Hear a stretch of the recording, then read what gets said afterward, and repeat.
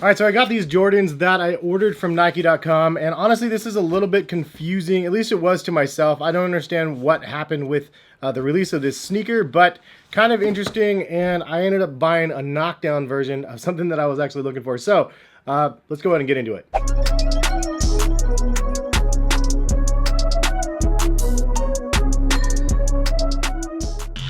Yo, what is going on, guys? Hes here, CollectiveKicks.com. If you guys would like to shop this week's top sneaker deals that I curate for you guys, check the link in the description. This is a pair of Jordans right here, and it is called the Jordan Trunner Advance. Retail is $110 on this pair, and boom, here is a shoe. These are pretty interesting looking.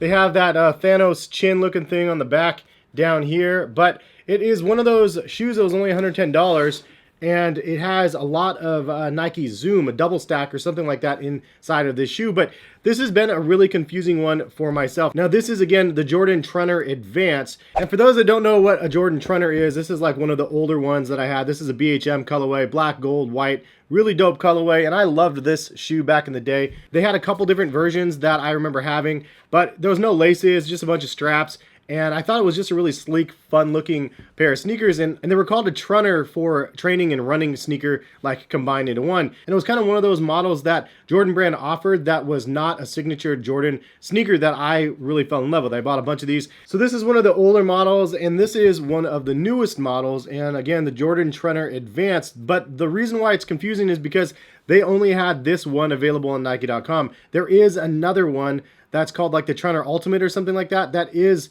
out there, and it's actually the higher end version of this sneaker right here. And actually I ordered a pair from Finish Line because Nike.com doesn't carry them for some reason. It's like they were set to release, but they never ended up releasing. I don't know if Corona had something to do with it. And so it's a little bit weird. I didn't know this was a knockdown version of that, and obviously I'd rather get the more expensive version to be able to see if it's worth buying. But now that I have this one and I have the other one coming, I'll be able to compare them to each other and let you guys know which one is better. Nightwing actually did a video on both of the shoes, and shout out to those people like on Twitter that reached out to me and let me know, because I didn't know they had two different versions.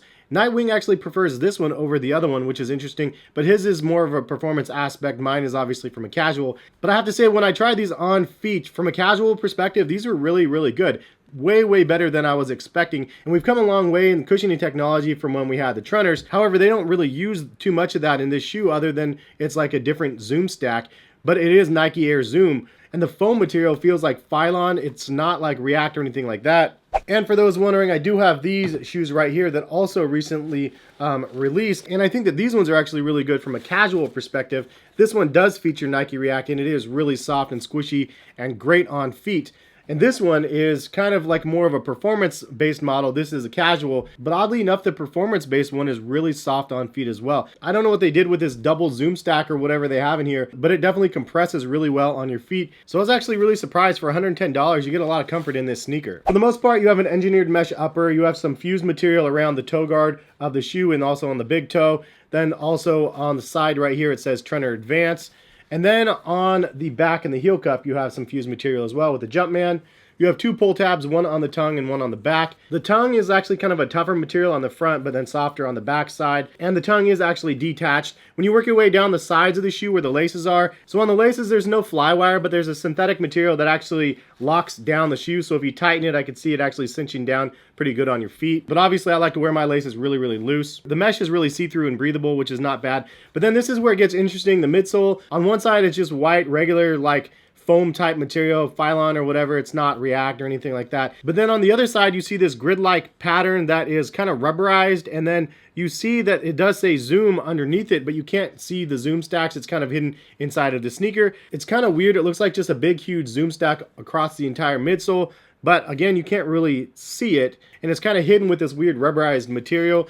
But I don't know if the rubberized material is placed there strategically for bounce and responsiveness or what, but it feels good on feet at the end of the day. Like, I think that's the most important part. For some reason, these kind of remind me of like a CP3 line.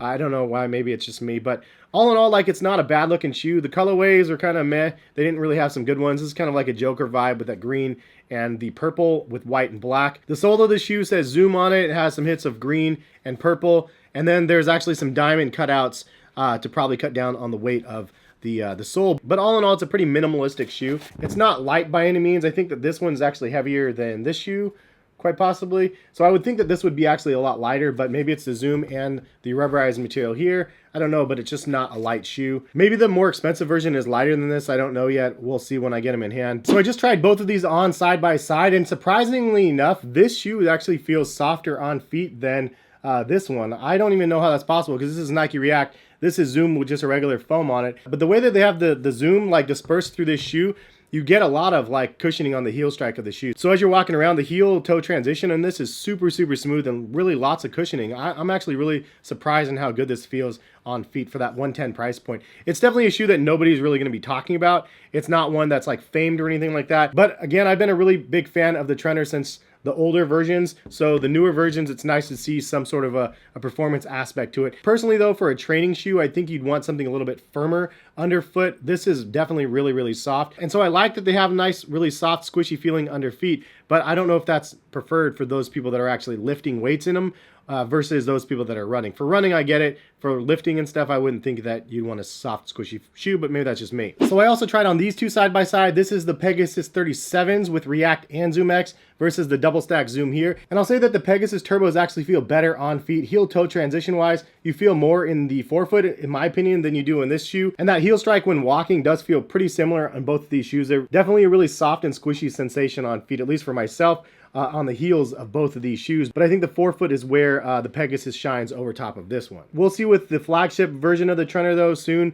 which is like more comfortable, but in my opinion, this one is over top of this one, and this one is over top of this one, surprisingly. And then at the very bottom, you have the old ones right here. So that's all I have really for the Trenor Advance. I wish they had better colorways available for it. I don't think it's going to be a shoe that a lot of people are going to really be interested in, and for the competition that Nike offers, it's hard to justify buying a Jordan brand shoe versus just the Nike ones. But it just depends on what your preferences are though. If you like Jordan brand's stuff, like this is a really good evolution of technology and something that's comfortable. I don't think that they really told enough of a story between this one and the one that's like a flagship version. The fact that they're not even available in the same locations is kind of a struggle in my opinion. Ultimately, it's a comfortable shoe and it feels pretty versatile, pretty stylish looking, and I think overall it's not a bad choice for your footwear. 110 is the price point on these, and if you check the link in the description, you'll go to Nike's website and you can see the other colorways they have available. Maybe you find one that is better suited for yourself. All in all, much more comfortable on feet than I would have assumed by the looks of it, so at least we're having some advancements there. Again, we'll compare the other one once I get it in hand as well. But that's kind of the video. I just wanted to show you the new thing that I got here, and we'll leave it at that. Thank you guys for stopping by and watching. And if you guys are new to my channel, hit the subscribe button, notification bell to be notified when my videos are posted. And leave a comment. Have you guys picked these up or have you tried them on? And if so, leave some feedback for other people that may be interested in buying these. But yeah, we'll leave it at that. Thank you guys for stopping by and watching. Have a good rest of the day. And hopefully we'll have some more videos later this week. Peace, guys.